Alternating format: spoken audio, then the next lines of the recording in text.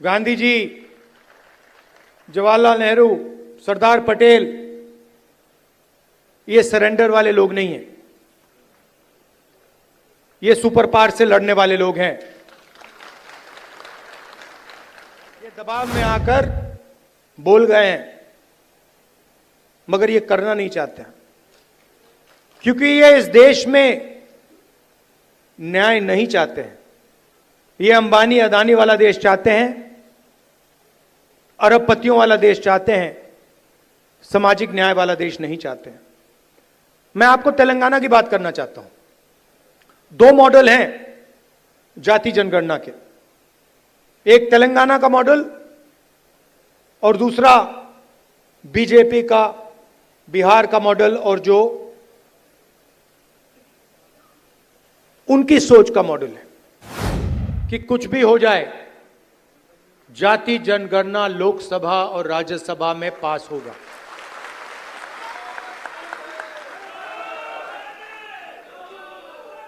ये BJP RSS वालों को अब मैं अच्छी तरह जानता हूं।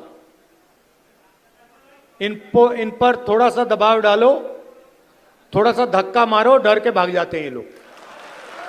मन बना लिया कि यार बीजेपी को उधेड़ के फेंकना है, उस दिन बीजेपी का आप परे कर दोगे। मेरी जितनी भी जरूरत होगी, जहां भी आप मुझे ले जाना चाहते हो, आप मुझे बुलाओ, मैं हाजिर हो जाऊंगा। आप सबका दिल से बहुत बहुत नरेंद्र सरेंडर और जी हजूर करके नरेंद्र मोदी जी ने ट्रंप के इशारे का पालन किया। वेणुगोपाल जी, हरीश चौधरी जी, जीतू पटवारी जी, उमंग सिंघार जी, मध्य प्रदेश के सीनियर नेता, डिस्ट्रिक्ट ब्लॉक प्रेसिडेंट, पार्टी के हमारे कार्यकर्ता, आप सबका यहां बहुत बहुत स्वागत, नमस्कार। आपका मूड कैसा है? ठीक है? तो आज मैं आपको दो तीन चीजें कहना चाहता हूं। सबसे पहले, विचारधारा की लड़ाई चल रही है। एक तरफ कांग्रेस पार्टी है, हमारा कॉन्स्टिट्यूशन है, और दूसरी तरफ बीजेपी और आरएसएस जो इसको मानती नहीं है और इसको खत्म करना चाहती है। हिंदुस्तान की सारी संस्थाओं को, इंस्टीट्यूशंस को उन्होंने पकड़ लिया है। हर संस्था में उन्होंने अपने लोग डाले हैं और देश को आस्ते आस्ते आस्ते देश का वो गला घोट रहे हैं। तो पहली लड़ाई संविधान की है। एक तरफ हम कांग्रेस पार्टी, हमारी विचारधारा, और दूसरी तरफ आरएसएस जो संविधान के खिलाफ खड़े हैं।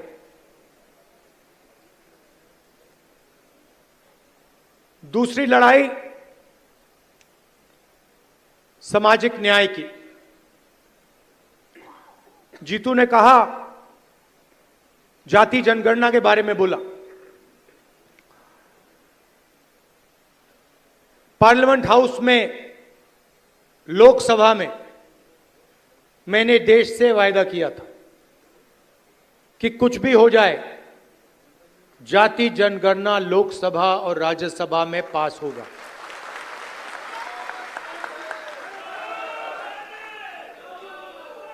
ये बीजेपी आरएसएस वालों को अब मैं अच्छी तरह जानता हूं।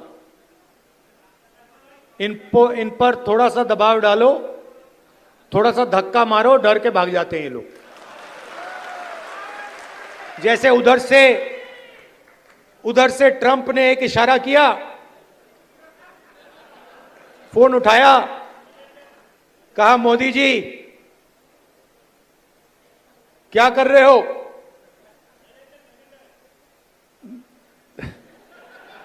नरेंद्र सरेंडर और जी हजूर करके नरेंद्र मोदी जी ने ट्रंप के इशारे का पालन किया। आपको एक समय याद होगा जब फोन कॉल नहीं आया था, 7th फ्लीट आई थी, 71 की लड़ाई में 7th फ्लीट आई थी, हथियार आए थे, एयरक्राफ्ट कैरियर आया था। इंदिरा गांधी जी ने कहा मुझे कुछ जो करना है मैं करूंगी।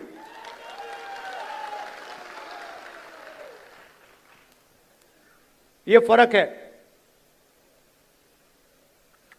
इनका कैरेक्टर है। ये सारे के सारे ऐसे हैं। आजादी के समय से सरेंडर वाली चिट्ठी लिखने की आदत है। 1 सेकंड में थोड़ा सा दबाव पड़े, भैया ये लो। हाँ, तो ये इनका कैरेक्टर है। कांग्रेस पार्टी सरेंडर नहीं होती है। गांधी जी, जवाहरलाल नेहरू, सरदार पटेल, ये सरेंडर वाले लोग नहीं हैं। ये सुपर पावर से लड़ने वाले लोग हैं।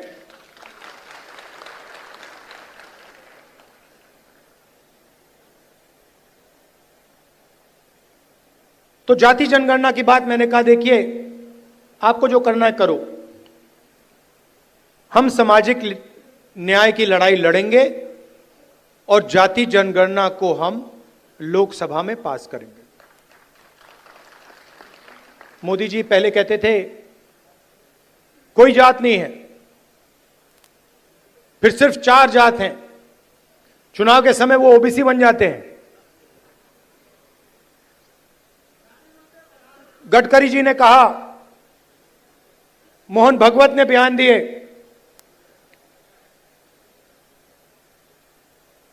थोड़ा सा दबाव पड़ा, एकदम सरेंडर हो गए। मगर मैं इनको जानता हूं।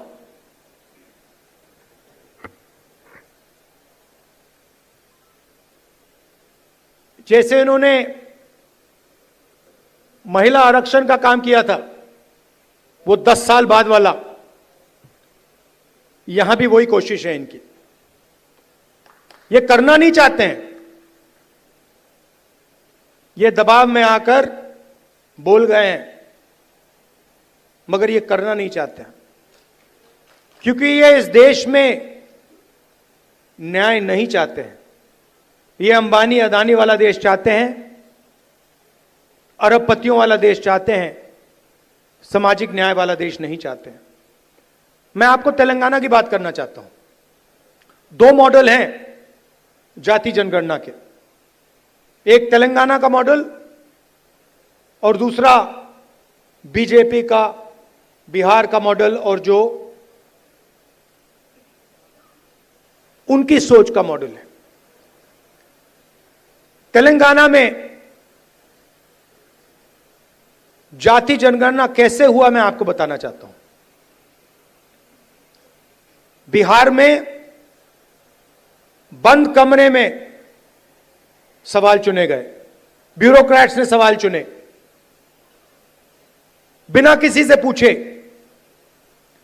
बिना जनता से बातचीत किए, बिना दलितों से पूछे, बिना पिछड़ों से पूछे, बिना अति पिछड़ों से पूछे, बिना जनरल कास्ट से पूछे, बिना माइनॉरिटी से पूछे, बंद कमरे में 3-4 सवाल लिखे, जाति जनगणना कर दिया।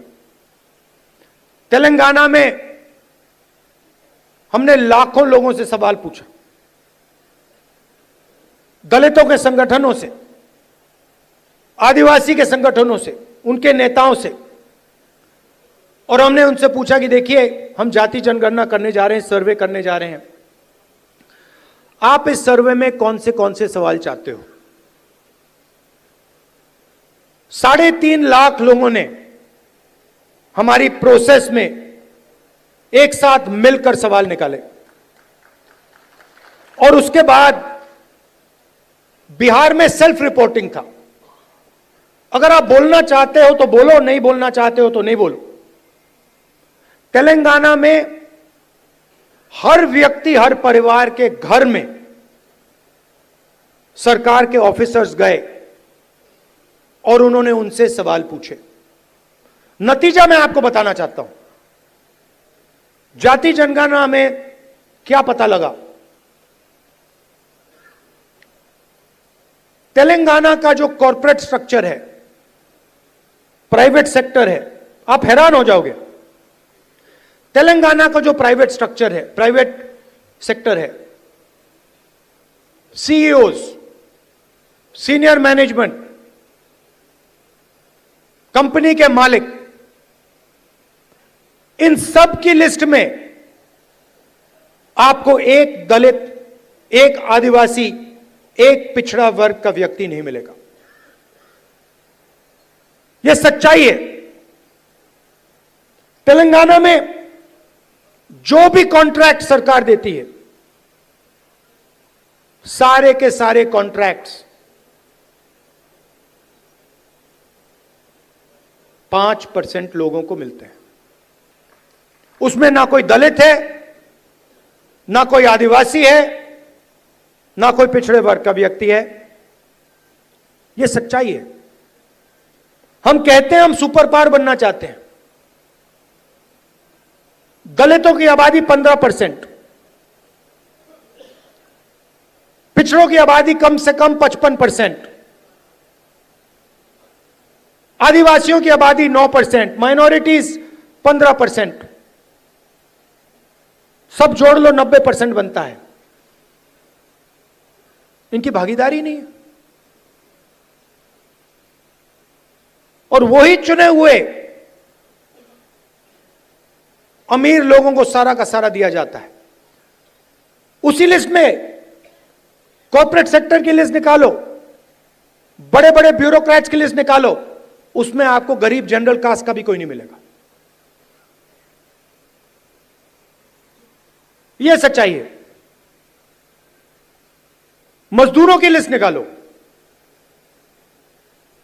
उबर ड्राइवर्स की लिस्ट निकालो,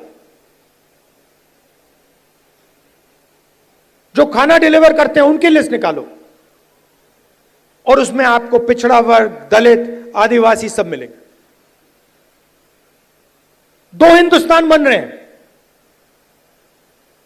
एक 90% का और दूसरा चुने हुए लोगों का 5-7% का। बड़ी बड़ी बातें होती है सुपर पावर बनेंगे, ऐसे कोई सुपर पावर नहीं बनता है। जब तक हम हर हिंदुस्तानी की शक्ति का नहीं प्रयोग करेंगे तो ये देश सुपर पावर छोड़ो आगे नहीं जा सकता है। यह सच्चाई है। जो भी सपने देखने देख लो, कभी नहीं हो सकता। हिंदुस्तान जब ही आगे बढ़ता है जब इस देश की पूरी शक्ति का प्रयोग होता है, जब सब लोगों को लगता है कि हमारी भी भागीदारी है, हमारा भी भविष्य है, हम भी आगे जा सकते हैं। आप मीडिया देखो, पूरी लिस्ट निकाली मैंने, मालिकों की लिस्ट, रिपोर्टर्स की लिस्ट, एंकर्स की लिस्ट। मुझे दलित एंकर का नाम बता दो, मुझे पिछड़े वर्ग के एंकर का नाम बता दो, मुझे आदिवासी एंकर का नाम बता दो, नेशनल मीडिया में बता दो कौन है, मुझे बता दो। जुडिशियल सिस्टम में जाओ, वहां आपको 90% नहीं मिलेंगे। मीडिया में आपको अंबानी जी की शादी दिख जाएगी,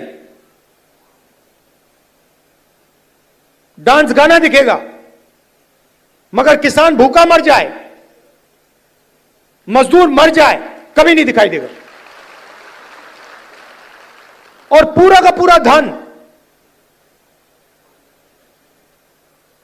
2-3 लोगों के हाथ में जा रहा है। डिफेंस की इंडस्ट्री देखो, वहां आपको अदानी दिखेगा। छत्तीसगढ़ में माइनिंग देखो, वहां आपको अदानी मिलेगा। अदानी की सड़कों पे चलो, इंफ्रास्ट्रक्चर भी उसका, सीमेंट भी उसका, और कोई है ही नहीं। मतलब इन 2-3 लोगों को छोड़कर ऐसा लगता है कि इस देश में कोई बिजनेस वाला रहा ही नहीं। उधर अमेरिका में केस लगा हुआ है अदानी के खिलाफ, मगर हिंदुस्तान में जो भी ये करना चाहता है कर सकता है। क्यों? नरेंद्र मोदी का दोस्त है।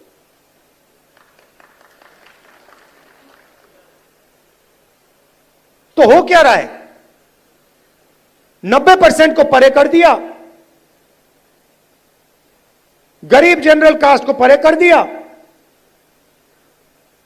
और सारे के सारे बिजनेस यही 5-6 लोगों को दे रखे हैं। नाम आप जानते हो। और ये क्या करते हैं? आप मुझे बताओ, अदानी बनाता क्या है? अदानी पूरा का पूरा चाइना का माल हिंदुस्तान में बेचता है।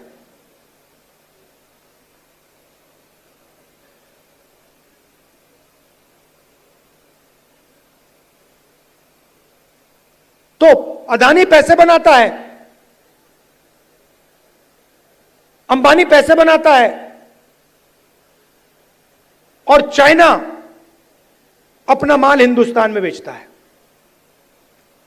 यह फोन जो है, यह अदानी अंबानी जैसे लोग बेचते हैं हिंदुस्तान में, मगर इस फोन से चाइना के युवा को रोजगार मिलता है, हिंदुस्तान के युवा को रोजगार नहीं मिलता है। वो सब कुछ बनाते हैं, शर्ट, पैंट,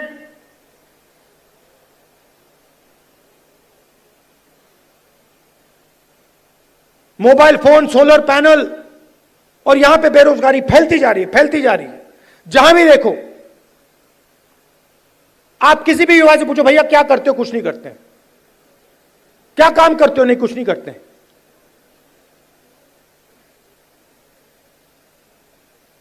यह हिंदुस्तान की सच्चाई है और इससे छुपा नहीं जा सकता, चाहे मीडिया कुछ भी कहे। देश की सच्चाई है कि इस देश के युवाओं को रोजगार नहीं मिल सकता और इस देश के युवाओं का कोई भविष्य नहीं है। अगर आपको बिजनेस चलाना है हिंदुस्तान में,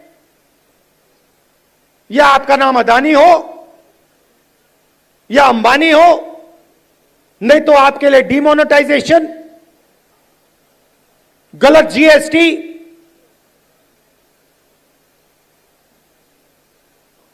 या फिर आप उनके लिए जाके काम करो।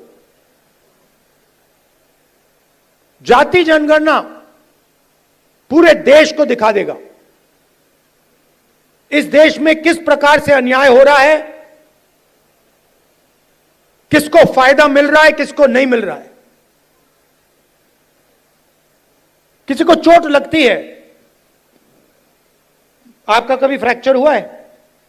फ्रैक्चर हुआ है, डॉक्टर ने आपको सबसे पहले क्या बोला? सबसे पहले बोला देखो भैया दिखा दो, एक्सरे करा दो। आपने उनसे कहा नहीं मैं नहीं कराऊंगा एक्सरे। अगर आप कहते मैं नहीं कराऊंगा तो डॉक्टर आपको क्या कहता? फोर्स करता। और अगर तब भी नहीं करते तो फिर लंगड़ाते हुए चलते रहते, और डॉक्टर कहता यार ये तो मतलब पागल है ना। तो मैं यही कह रहा हूं, पूरा देश जानता है कि दलितों को, पिछड़ों को, गरीब जनरल कास्ट को जबरदस्त चोट लग रही है। मैं सिर्फ कह रहा हूं देखो भैया एक्सरे करा लो, देख लेते हैं कि है क्या। शायद पता लगे कि कोई प्रॉब्लम ही नहीं है। शायद जाति जनगणना के बाद पता लगे कि कोई प्रॉब्लम ही नहीं है, सब कुछ ठीक है। कॉर्पोरेट सेक्टर में हर वर्ग के लोग हैं, जुडिशरी में हर वर्ग के लोग हैं, कोई प्रॉब्लम नहीं है, ठीक है।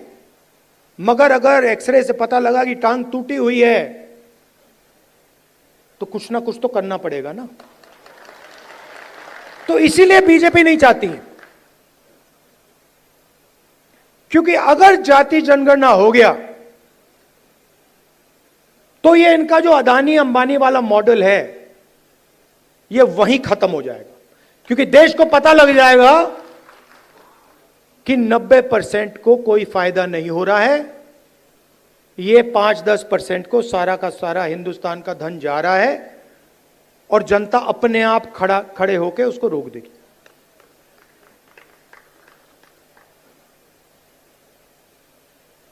ये लड़ाई चल रही है। और तेलंगाना मॉडल जो है वो जाति जनगणना करने का सही मॉडल है। तो हम जो चाहते हैं, जो जाति जनगणना होगा, चाहे मोदी करे या कांग्रेस पार्टी करे, वो तेलंगाना मॉडल वाला जाति जनगणना होगा। थोड़ी सी मध्य प्रदेश की बात करता हूं। देखिए, यहां पे इस स्टेट में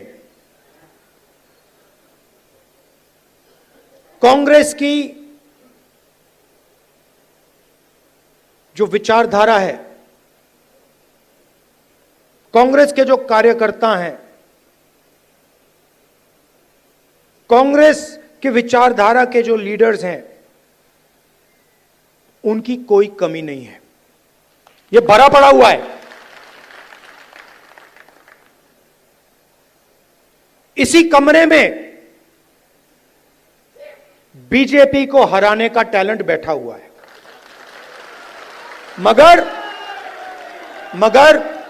मगर आपके हाथ बंधे हुए हैं।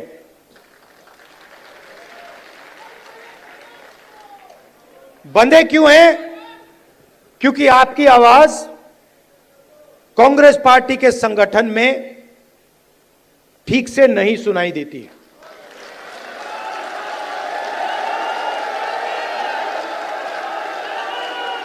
ये हमारी सेना है, ये लड़ने के लिए तैयार है, ये मरने के लिए तैयार है।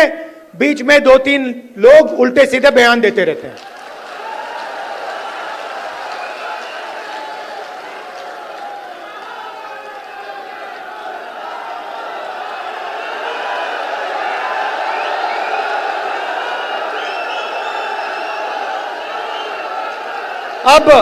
अब कोई ऐसे लोग हैं जो फ्रस्ट्रेशन में दे देते हैं, कोई ऐसे लोग हैं जो थोड़ा बीजेपी का भी काम कर लेते हैं, और हमें कहीं ना कहीं से तो शुरुआत करनी होगी। तो वर्किंग कमेटी ने निर्णय लिया है कि शुरुआत डिस्ट्रिक्ट और डिस्ट्रिक्ट प्रेसिडेंट के पोस्ट से होगी, और वहां से, उस शुरुआत से हम पार्टी को मध्य प्रदेश में, गुजरात में, बाकी प्रदेशों में खड़ा करेंगे। अब यहां पे डिस्ट्रिक्ट प्रेसिडेंट आए हैं, और आप में से ऐसे लोग होंगे जो पूरी शक्ति के साथ, दिल के साथ कांग्रेस पार्टी के लिए काम करते हैं, और ऐसे भी लोग होंगे जो थोड़ा थक गए हैं या जिनका मूड ठीक नहीं है, जो ज्यादा टेंशन लिए हैं। अब रेस के घोड़े और बारात के घोड़े को अलग तो करना ही पड़ेगा। और पहले मैं कहता था 2 टाइप के हैं। एक रेस का घोड़ा है, कांग्रेस पार्टी कभी कभी रेस के घोड़े को बारात में भेज देती है, ये कमलनाथ ने कहा है, और कभी कभी बारात के घोड़े को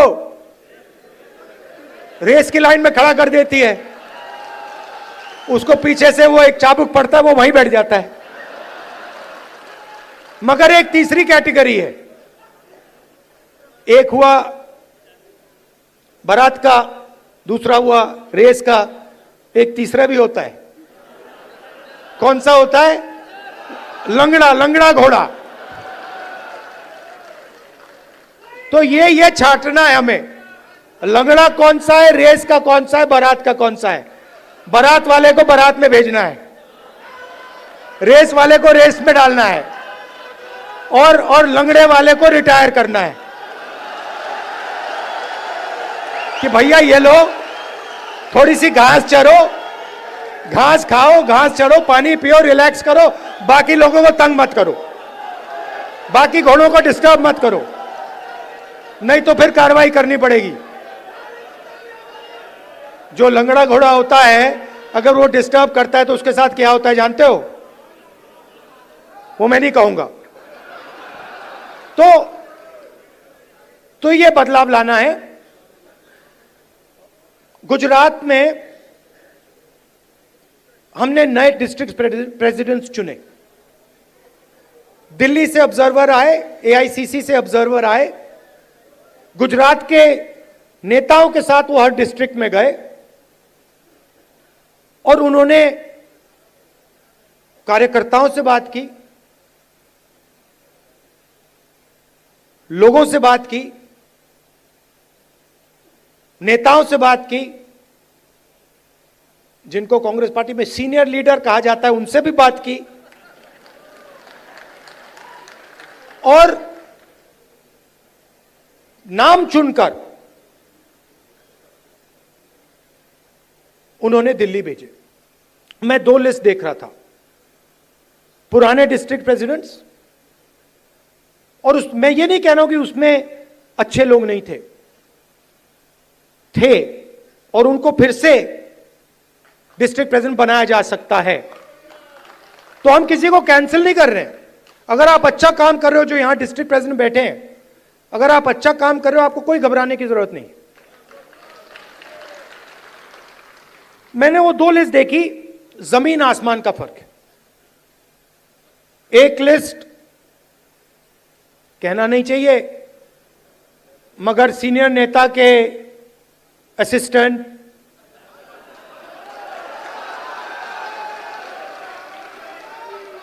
और दूसरी लिस्ट में पोटेंशियल फ्यूचर गुजरात की लीडरशिप। वही हम मध्य प्रदेश में करना चाहते हैं। और अगर हम ये नया बदलाव ला रहे हैं तो ये सिर्फ डिस्ट्रिक्ट लेवल पे नहीं रुक सकता है, ये एक कदम है। इसके बाद हम ब्लॉक और जो गांव तक का लेवल है, लोकल बॉडी का लेवल है, वहां भी जाएंगे। मगर मैं जो डिस्ट्रिक्ट प्रेसिडेंट बनेंगे, और सचमुच में इसी कमरे से बनेंगे, मैं आपको एक बात कहना चाहता हूं और आप अच्छी तरह सुनिए। जो लोग मध्य प्रदेश में कांग्रेस पार्टी के डिस्ट्रिक्ट प्रेसिडेंट्स बनेंगे, वो ही इस पार्टी को मध्य प्रदेश में भविष्य में चलाएंगे। कैसे? जो नया डिस्ट्रिक्ट प्रेसिडेंट बनेगा वो पुराना डिस्ट्रिक्ट प्रेसिडेंट जैसा नहीं होगा। फर्क क्या होगा मैं आपको सिंपल तरीके से बता दूंगा। नए डिस्ट्रिक्ट प्रेसिडेंट को हम ऑब्जेक्टिव तरीके से नापेंगे। वोट बढ़ रहे हैं, हां या ना? लोकल बॉडी के चुनाव में, एमएलए के चुनाव में, एमपी के चुनाव में वोट बढ़े या घटे, हां या ना? दूसरा, डिस्ट्रिक्ट में जब कांग्रेस पार्टी की विचारधारा पर आक्रमण होता है,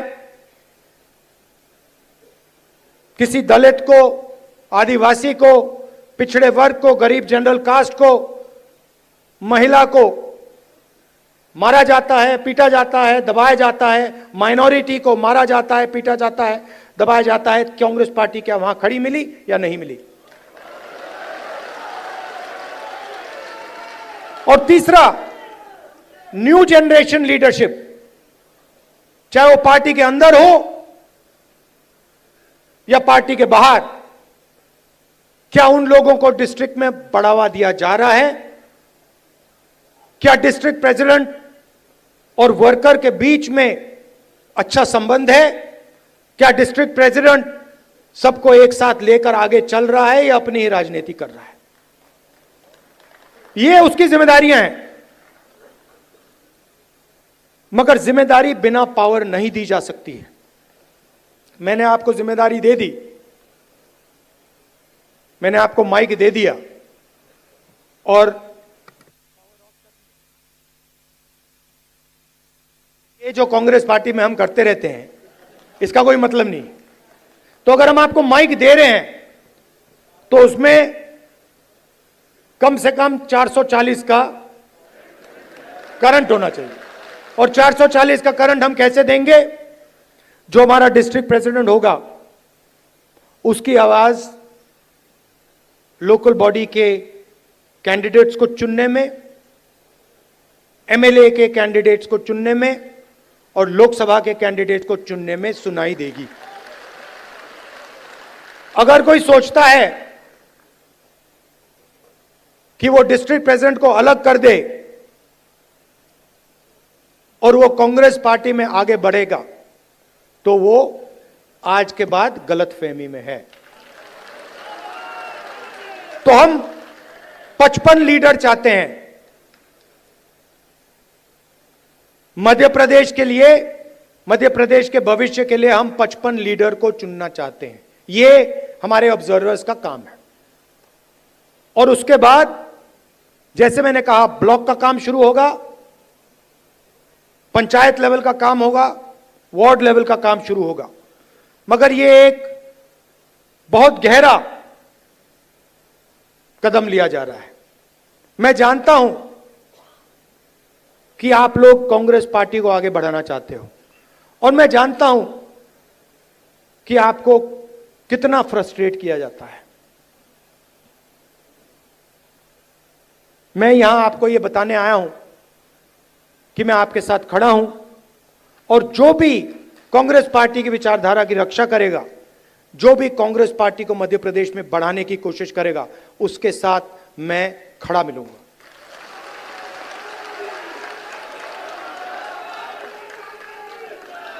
मध्य प्रदेश में कांग्रेस पार्टी की कोई कमी नहीं है। मैं आपको बता रहा हूं, आप मानो ना मानो, मैं आपको बता रहा हूं, जिस दिन आपने मन बना लिया, सिर्फ इस कमरे ने और किसी ने नहीं, जिस दिन इस कमरे में 20% लोगों ने मन बना लिया कि यार बीजेपी को उधेड़ के फेंकना है, उस दिन बीजेपी का आप परे कर दोगे। मेरी जितनी भी जरूरत होगी, जहां भी आप मुझे ले जाना चाहते हो, आप मुझे बुलाओ, मैं हाजिर हो जाऊंगा। आप सबका दिल से बहुत बहुत धन्यवाद। नमस्कार, जय हिंद। अच्छा, आखिरी बात भूल गया मैं, सबसे जरूरी बात, कांग्रेस पार्टी में डिस्ट्रिक्ट प्रेसिडेंट के लिए कांग्रेस प्रेसिडेंट का मेरा, वेणुगोपाल जी का दरवाजा 100% खुला मिलेगा। धन्यवाद, जय हिंद।